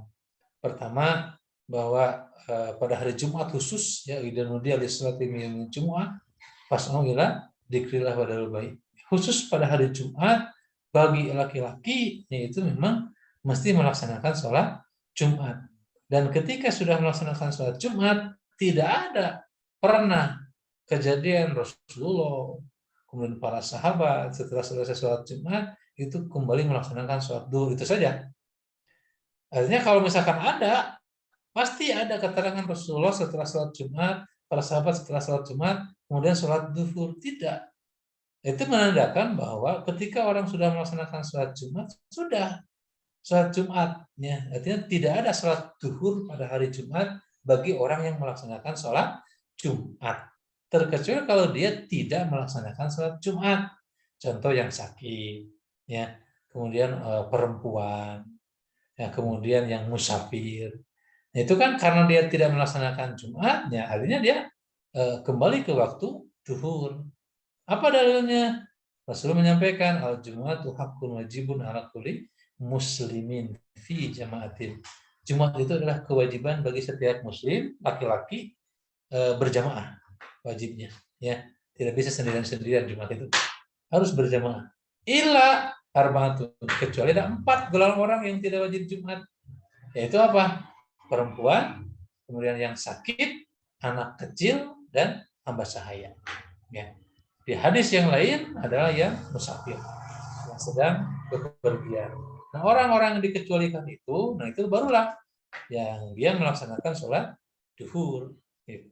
Tapi kalau orang yang sudah melaksanakan Jumat, udah cukup dengan Jumat. Mohon maaf, saya bisa sebutkan itu terlalu israf, berlebihan, bahkan bisa jadi termasuk pada bid'ah nantinya. Ya. Kalau itu diyakini seperti itu. Tapi tolong cross check kembali apakah sholat zuhur atau sholat sunat. Karena ada dalam hadis bahwa sholat ba'da Jumat, sunat ba'da Jumat itu 4 rakaat. Ya, betul. Ya. Di cross check kembali. Tapi berjamaah. Tapi kan Pak, tapi kan itu berjamaah dengan imam. Berjamaah. Ada tahiyat awalnya. Ada imam lagi, jadi ada qomat. Oh, karena iya. kalau sunat itu pasti sendiri-sendiri kan. Sendiri-sendiri, oh iya. Ya, dan saya tanyakan Sunat tarawih klarifikasi ini zuhur atau sunat zuhur katanya. Ayah saya juga heran. Iya. Betul. Terima kasih Pak. Informasi untuk kita semua. Nah itulah tadi ya saya sampaikan di awal. Sebagian dari salah memahami Al-Quran dan Al-Hadis. Kayaknya memang kalau Al-Qurannya pakai, hadisnya pakai, cuman pemahamannya mungkin yang berbeda. Ya, yang salah dalam pemahamannya. Gitu. Seperti itu Pak. Tambahan Pak Ustadz ya. Enggak. Dari itulah, dari Pak Iwan Abdul Rahim, saya juga pernah pengalaman. Karena itu menganut bahwa sholat berjamaah itu harus 40 orang. Kebetulan tidak sampai 40. Ya mereka akhirnya melaksanakan saat zuhur lagi gitu. Nah, itu paham mana gitu. Oh iya. 40 orang gitu. Dia mungkin jadi punya paham karena kurang dari 40 ya Jumat itu tidak sah. Ya, mungkin begitu ya. Zuhur lagi, ya. Jadi hanya ada yang lagi. paham seperti itu. Nah, itu juga perlu diluruskan pemahaman mengenai 40 itu. Artinya ketika itu sama ya, kalau hadisnya jelas ada. Ketika Rasulullah melaksanakan Jumat pertama kali di Masjid Quba, waktu itu ada 40 orang, bukan harus 40. Ini aku pikir juga, fikih hadisnya, pemahaman hadis mungkin yang berbeda gitu. Ya, terima kasih Pak Haji atas nambihan. Ya. Tanya Ustadz. Mangga. Ya Pak Haji Darmin. Ya, mangga Pak, mangga. Assalamualaikum warahmatullahi wabarakatuh. Waalaikumsalam warahmatullahi Pak wabarakatuh. Ustadz, yang seperti yang kita ketahui, fikih itu kan memahami. Ya. Kemudian fikih itu juga kan ada sebagian yang karena situasi dan kondisi. Misalnya wudhu dengan tayamum. Ya. Masker, itu kalau setahu saya waktu di berangkat haji tahun 2018, itu sangat diwajibkan. Karena debu Madinah itu, walaupun ada hadis yang menyatakan debu Madinah adalah ibadah, itu hadisnya lemah. Dan itu sangat, karena memang Madinah itu kan di bawah maupun Mekah, itu di bawah lembah. Jadi memang kita sangat diharuskan memakai masker. Karena nggak pakai masker, dan debu masuk, itu juga seperti itu. Yang kedua, kalau kita pergi haji sekarang ini, pasti paling dapatnya Jumat 2 kali. Yeah. Karena pemerintah itu melarang, atau bukan melarang sih, agar sholat itu, Jumat terutama, karena sudah padat, dianjurkan untuk di rumah. Gitu. Ketiga, ketika 4 hari sebelum Arafah dan 4 hari sesudah Arafah, itu kendaraan sudah tidak ada yang mengangkut. Nah, kalau misalnya jemaah Indonesia, Jawa Barat kan Bispalah itu 2 atau 3 kilometer. Nah itu kita dianjurkan sholat, ya bukan dianjurkan, sholat di rumah. Gitu.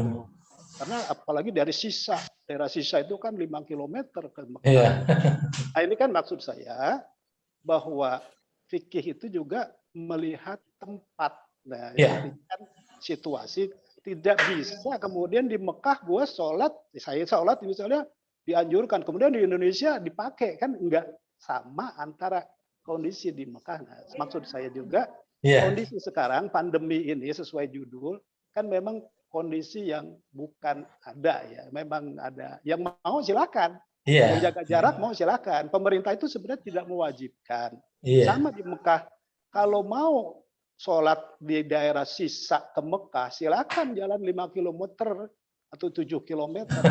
Sebenarnya enggak. Tapi nanti di waktu pelaksanaan ibadah hajinya sakit kan bahaya. Ini maksudnya penjelasan bahwa fikih dalam arti pandemi, fikih dalam situasi tertentu mempunyai perbedaan. Makasih Ustaz. Iya, terima kasih kembali Pak. Ya, itu jelas menambah informasi juga kepada kita. Betul sekali apa yang disampaikan, fikih itu kan berkembang. Ya, fikih itu berkembang bukan cuma literat atau berdasarkan nas dari Al-Quran hadis, juga kontekstualnya ya. Itu juga bisa berkembang sesuai dengan situasi dan kondisi. Makanya yang saya sampaikan tadi, kan kita ini di masa-masa pandemi ini banyak pemahaman-pemahaman yang memang berseberangan dengan hadis Rasulullah. Tapi betul yang disampaikan oleh Bapak tadi, memang kenyataannya sesuatu harus sesuai dengan situasi dan kondisi. Insya Allah seperti itu. Terima kasih Pak untuk tambahannya. Ya, berkaitan dengan masker pun sama Bu ya, Pak ya. Karena memang hadisnya memang juga lemah itu. Yang menyatakan bahwa Nabi melarang seorang ketika sholat memakai masker. Memang hadisnya lemah. Walaupun lemah, tapi para ulama hadis seperti Ibnu Majah, Syekh Wahbah Zuhaili, itu mencantumkan dalam hal yang dimakruhkan, artinya kan tidak terlarang. Walaupun kita, apalagi dikaitkan dengan situasi sekarang, karena untuk hibdun nafs, untuk menjaga jiwa itu bisa lebih diutamakan. Artinya bisa jadi masker justru jadi wajib ya. Itu fikih jadinya. Jadi tetap sesuai dengan situasi. Kalau katakan oleh kita sesuai dengan zona ya. Kalau zona merah ya berarti ya wajib ya. Kemanapun pakai masker, sholat pakai masker, masuk apalagi ibadah haji gitu ya. Tapi kalau misalkan sudah aman, tidak ada permasalahan ya, jangan terus memaksakan diri pakai itu seperti itu. Ya. Terima kasih Pak Haji. Nah, ketemuan. Iya. Baik, itu ada pertanyaan dari Pak Iwan dan Pak Abdul Haris. Dan untuk pertanyaan selanjutnya datang dari Pak Wawan juga ini. Kalau maksudnya sholat malam, sebagian dilaksanakan di awal sepertiga malam, kemudian sebagian lagi pada akhir malam. Apakah boleh tidak, Pak Ustadz? Ya, tadi sudah sama ya. Boleh ya. Sesuai dengan situasi dan kondisi, walaupun dari segi afdoliyahnya berbeda. Ya. Daripada tidak, Pak. Ya. Untuk Daripada selanjutnya tidak. ini dari Pak Iwan Abdurrahman kembali. Ini pengalaman sholat tarawih di Masjid Agung Banda Aceh. Ya. Setelah selesai 8 rakaat, sebagian jamaah keluar masjid tapi tidak pulang. Sisanya tetap ditinggal di masjid, lanjutkan sholat witir. Setelah selesai sholat witir, jamaah tersebut keluar masjid, terus pulang, sedangkan yang tadi keluar masuk masjid lagi dan melanjutkan sholat tarawih sampai 20 rakaat disambung sholat witir. Ya. Itu gimana Pak Ustadz? Ya, ini mungkin asas yang dipakai adalah tasamuh. Tasamuh, toleransi dalam hal perbedaan pendapat. Ada yang 23, ada yang 11. Ya, jadi supaya tidak terjadi perseteruan dan terjalin kerukunan di antara umat Islam itu sendiri, kemudian juga saling menghargai pendapatnya masing-masing, sehingga akhirnya dijadikan 2 sesi. Nggak tahu sekarang ya, tapi yang saya tahu informasi dari berangkat haji pun sama seperti itu. Ya. Jadi kan di Masjidil Haram kan sama juga ada 2 sesi, ada yang 11, ada yang 23. Tapi yang menganut 11 sudah 10 rakaat, mereka keluar. Tapi menganut yang 23, maka mereka melaksanakan sampai 23. Gitu. Nanti yang 11 tinggal menambah rakaat. Ini juga sama, ya di Aceh kayaknya seperti itu. Ya. Jadi yang sip pertama, nah ini kan boleh ya, karena kan tidak ditentukan rukun dan syaratnya seperti sholat Jumat. Jadi 2 sip. Sip yang pertama yang 11 rakaat, ya beres 8 rakaat, maka sebagian keluar kan tinggal witir yang 3. Ya. Nah kemudian mereka nanti melaksanakan witirnya masing-masing. Nah kemudian juga kemudian melaksanakan yang sebagiannya yang menganut 23 itu. Barangkali itu kayaknya seperti itu, Pak. Ya. Baik, Pak Ustadz. Bapak Ibu sekalian, barangkali ada ya lagi yang akan ditanyakan. Dipersilakan. Bagaimana Pak Jocid, Bangga? Assalamualaikum Pak Ustadz dan Sadayana. Waalaikumsalam. Melanjutkan yang tadi, yaitu masalah witir ya. Bukan witir, apa itu? Bukan witir. Salat apa ya? Tarawih? Salat apa ya? Tadi itu apa itu? Jumat. Salat witir. Salat witir nggak ada masalah. Salat malam. Salat malam ya. Salat malam. Ini masalahnya gini. Kalau kita lagi sholat ini apa tuh? Kaitan dengan apa tuh sujud sahwi kalau kita bisa. Apa? Sujud sahwi. Sujud sahwi ya. Sujud sahwi yang pertama ketika misalkan kita lupa kesalahan atau ragu kan dengan rakaat, kita kan mesti sujud sahwi ya. Ya. Nah, tapi ketika kita sudah tahiyat akhir malah lupa sujud sahwinya. Nah, kita harus bagaimana itu yang pertama, terus yang kedua sangat dianjurkan ada waktu yang mustajab ketika kita pada saat sujud terakhir ya. Doa sujud terakhir. Ketika kan sebetulnya sholat itu kan isinya kan pujian dan doa sebetulnya ya. Yeah. Nah, ini ketika misalkan kita pada saat sujud dan di antara 2 sujud itu di antaranya ada warikni kan kita. Pada saat di tahiyat akhir kita masih minta ridho.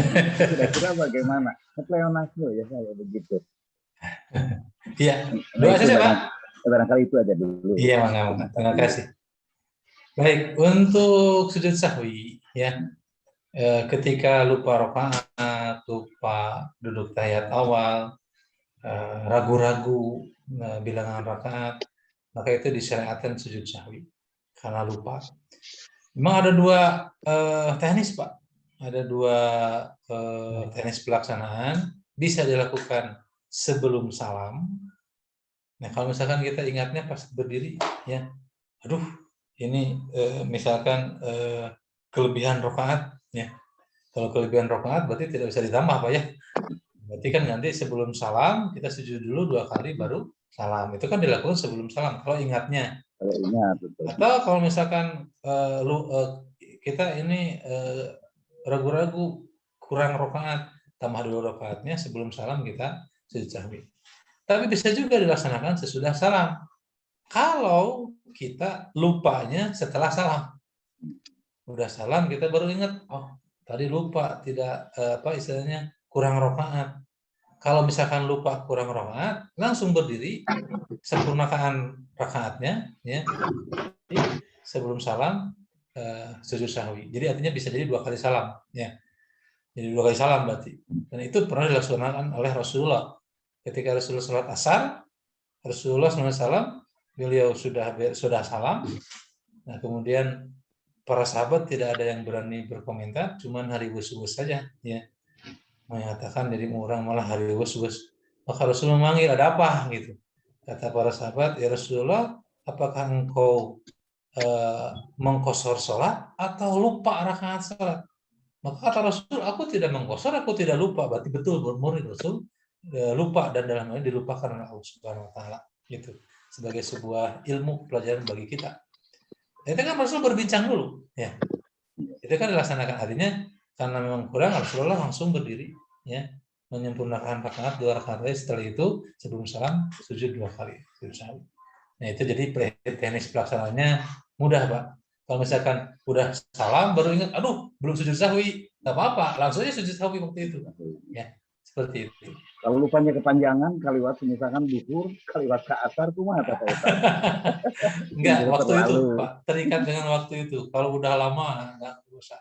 Kalau udah terselingi apalagi dengan sholat yang lain nggak usah. Ya. Usah. Jadi maklum itu. Ya, insya Allah itu minta ampun aja kepada Allah.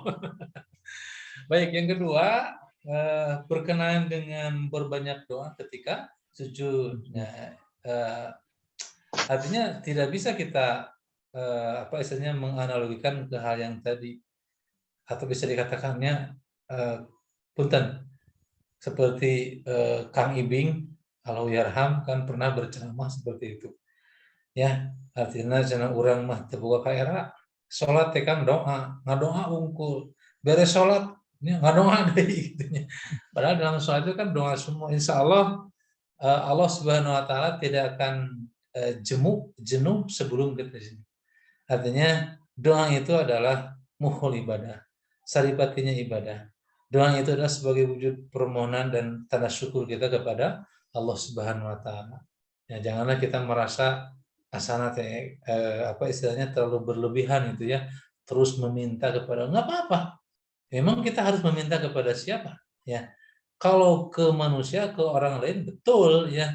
Kalau orang hayawai minta kepada orang lain, minta pertolongan hayawai, nah itu kan betul, ya, itu tidak duka emutannya begitu mah. Tapi kalau kepada Allah, insya Allah itu justru lebih banyak kita meminta berdoa, lebih baik, kan gitu. Perintahnya sudah jelas ada dalam hadis bahwa amma firruku berapa istilahnya? Agungkanlah Allah, ya, dalam ruku. Nah, kalau dalam sujud perbanyaklah doa ketika sujud. Nah, itu tidak jadi masalah, Pak. Ya. Tinggalkan emutan nukar itu. Kita lebih banyak berdoa kepada Allah, nggak jadi masalah. Lagi sholat kita berdoa, di sujud terakhir kita berdoa, beres sholat kita berdoa juga. Ya, nggak jadi masalah. Allah tidak akan jenuh sebelum kita jenuh. Itu. Iya. Baik, ada lagi yang mempertanyakan, mungkin Pak Erik. Dipersilakan Pak Erik. Mangga. Assalamualaikum Pak Ustaz. Waalaikumsalam. Jadi mungkin ini pertanyaannya kembali ke pertanyaan yang awal, ya, dari Pak Wawan. Di sini disampaikan oleh Pak Ustaz, bila berobat atau cara mengobati, ya. Tadi Pak Ustaz sampaikan artinya pendapat melalui air mungkin kurang sependapat, ya. Ya. Lalu yang kedua, ini barangkali mungkin seperti saya salah mendengar, ya Pak Ustaz, ya. Jadi pemahaman artinya misalnya tadi Pak Ustaz contohkan kalau ke dokter, ya, lalu dokter memberikan obat, ya, syafaatnya karena Allah, gitu, penyembuhan itu karena Allah. dokter ini tadi disampaikan bahwa misalnya obat ini jadi tipis gitu ya. Jadi seolah-olah kita mempunyai keyakinan bahwa segala sesuatu kesembuhan karena Allah gitu ya. Nah, obat ini biasanya mungkin syariat gitu. Tadi saya hanya mendengar, barangkali mudah-mudahan salah saya mendengar. Jadi kalau ada obat, ada melalui obat, jadi agak sedikit mendekati kekhawatiran kemusyrikan atau apa ya, barangkali seperti itu. Sedangkan yang saya lakukan atau umumnya gitu ya, Pak Ustadz ya, umumnya orang atau manusia, artinya Anda selalu mencoba artinya berobat ke dokter. Dan umumnya memberikan obat ya. Nah, sebaiknya keyakinan kita adalah saya yakin ini segala sesuatu karena Allah ya. Jadi secara fikihnya harus seperti apa, Pak Ustaz? Mungkin itu saja. Terima kasih. Ya, baik. Terima kasih, mungkin ini menguatkan kembali. Jadi yang saya maksud, kita harus punya keyakinan bahwa kan yang menyembuhkan Allahu yashfi, Allahu yuhyi wa yumit, bahwa Allah yang menyembuhkan, Allah yang menghidupkan dan mematikan. Itu yang dimaksud. Jadi kalau misalkan kita berobat, memang mesti, karena kita ikhtiar ya. Yang namanya ikhtiar itu jadi kewajiban. Ya, artinya tidak bisa kita sakit atau apa hanya mengandalkan kita hanya berdoa saja kepada Allah. Ya, tapi kan ikhtiarnya juga diwajibkan karena Allah SWT memerintahkan innallaha la yughayyiru ma biqaumin hatta yughayyiru ma bi anfusihim. Sehingga Allah tidak akan merubah satu kaum sebelum dia merubah diri mereka. Artinya perlu ikhtiar. Nah, nanti ketika kita sudah ikhtiar wa ila rabbika farghab, pada Allah kita berserah diri atau bertawakal kepada Allah. Artinya kita harus punya keyakinan yang menyembuhkan itu Allah, bukan dokter, bukan tabib, bukan obat. Ya. Dokter, tabib, obat itu hanyalah wasilah, syariat jalan saja. Ya. Makanya tadi saya sampaikan, kalau kita punya keyakinan yang menyembuhkan adalah dokter, yang menyembuhkan obat, di mana Allah? Gitu. Artinya kan menafikan Allah. Nah, artinya ini memang betul kata Pak Haji tadi sebutkan, hati-hati tipis ya. Karena disebutnya syirik khafi ini. Syirik khafi itu bagaikan semut hitam di atas batu hitam di tengah malam yang gelap gulita. Jadi kadang tidak sadar gitu, kadang karena memang saking tersembunyinya. Gitu.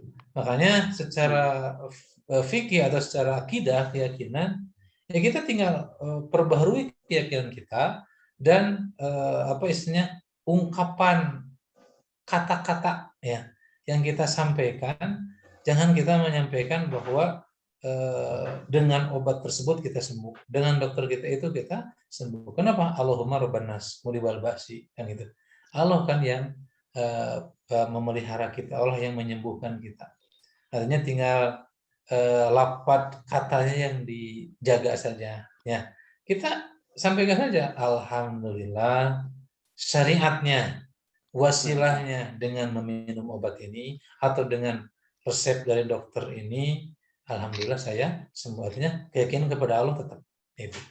Yang tidak boleh itu langsung menyampaikan, wah betul Dokter Jen ini bagus, saya langsung sembuh, nah gitu. Nah, jadi menafikan Allah, karena yang menyembuhkan kan Allah gitu.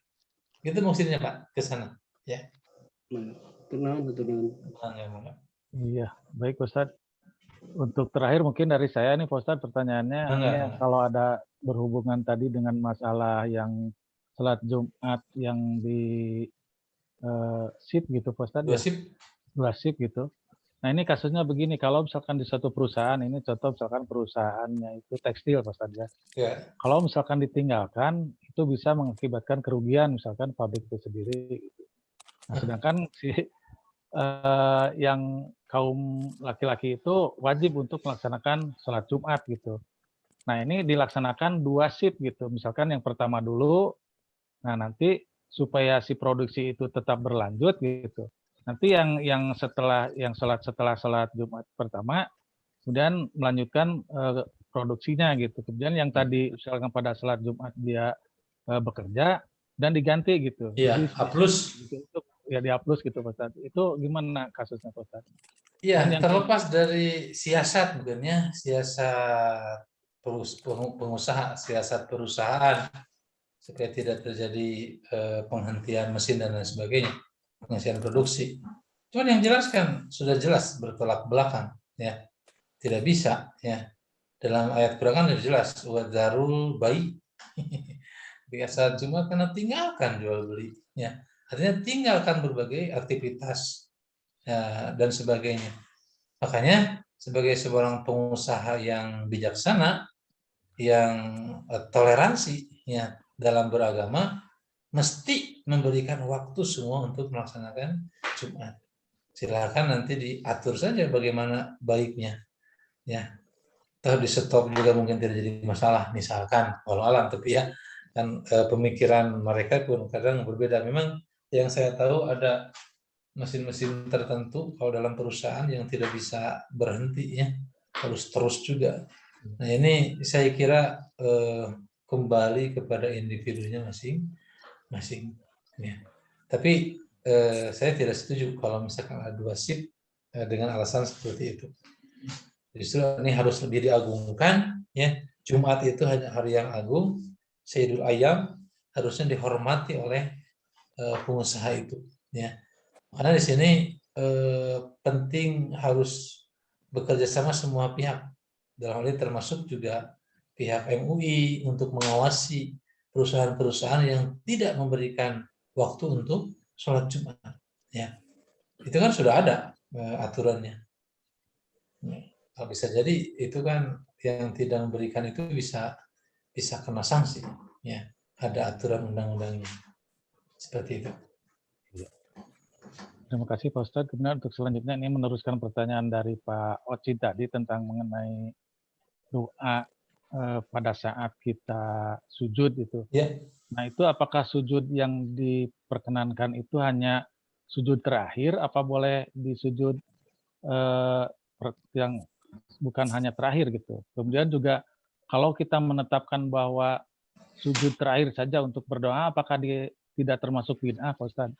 Ya, dalam hadisnya jelas disebutkan fa'aksirud doa bis sujud.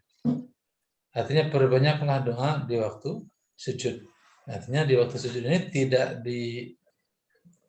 ditentukan sujud yang mana, sujud rakaat yang mana, sujud ke-1 atau kedua, tidak. Pokoknya di sujud yang mana saja. Justru betul kata Pak Dalimin tadi, kalau orang jadi sebuah kebiasaan dan keyakinan mesti di sujud terakhir, itu yang tidak boleh. Bisa jadi bid'ah nantinya, ya. Artinya silakan di sujud yang mana saja. Ya, cuma biasanya kan orang suka banyak lupanya. Contoh gini, pas rakaat terakhir misalnya baru sujud pertama kita berdoa lama, ya. Ya, karena kan yang namanya manusia kadang suka lupa, ya. Dia ketika sudah beres itu langsung duduk tahiyat akhir. Padahal baru 1 kali sujud. Itu banyak kejadian seperti itu. Ya. Makanya ada yang mengambil jalan selamat, yaitu di sujud yang kedua. Jadi di tiap-tiap rakaat itu mau rakaat yang mana saja, diusahakan di sujud yang kedua. Bahkan ada yang lebih parahnya lagi. Baru rakaat pertama, pas sujud kedua dia berdoa lama, langsung tahiyat akhir. Padahal baru 1 rakaat. Nah ini, jadi memang kalau misalkan kendalanya seperti itu, ya ihtiyat, kehati-hatian, takut lupa di sujud yang kedua, ya nggak jadi masalah. Cuman yang tidak boleh itu dijadikan keyakinan saja. Mesti di sujud yang kedua, sujud terakhir tidak. Ya, silakan. Kalau Bapak bisa terjaga memorinya, ya mau di sujud yang mana saja, silakan. Nah, cuman hati-hati. Bisi namanya rakaat, ujung-ujung tahiyat akhir gitu. Itu yang jadi masalah gitu ya. Seperti itu. Terima kasih Pak Ustadz. Bapak Ibu sekalian, barangkali ada yang tanyakan lagi? Kalau tidak ada, mungkin kami ucapkan sekian dan kami ucapkan terima kasih kepada Pak Ustadz yang sudah meluangkan waktunya. Dan mudah-mudahan ini jadi tambahan ilmu bagi kami. Dan mudah-mudahan yang paling Alhamdulillah lancar berlimpah dia. Alhamdulillah. Mudah-mudahan kita bisa mengamalkannya apa-apa yang telah disampaikan oleh Pak Ustadz. Baik, Ibu sekalian, kami ucapkan terima kasih atas partisipasinya dan mudah-mudahan kita bisa bertemu kembali di waktu yang akan datang dalam keadaan sehat walafiat. Amin. Amin. Dan mohon maaf apabila ada hal yang kurang berkenan, ada kesalahan. Dan sekali lagi kami ucapkan terima kasih. Kami mohon pamit. Aku qouli hadza wa astaghfirullahi wa lakum. Wassalamualaikum warahmatullahi wabarakatuh. Sampai lagi pamit kesadayana. Enggak, Pak. Sadayana,